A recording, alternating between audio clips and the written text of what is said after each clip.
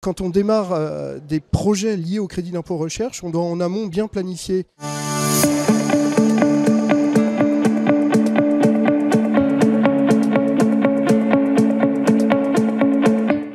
L'intérêt du crédit d'impôt recherche, c'est que c'est très structuré en fait. On sait qu'à la fin, on doit démontrer qu'on a eu une vraie recherche, qu'on a engagé des coûts.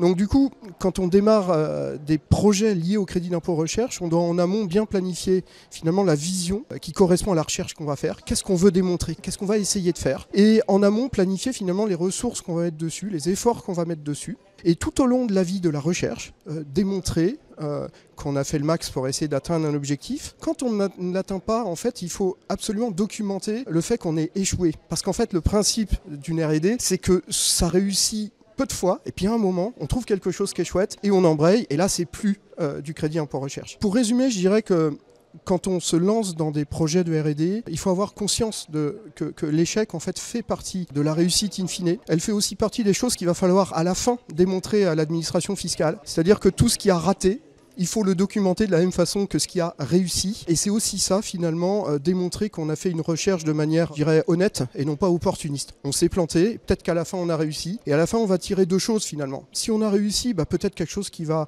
transformer des pratiques dans notre industrie. La mienne, c'est le digital. Des nouvelles pratiques, des nouveaux algorithmes, des choses comme ça.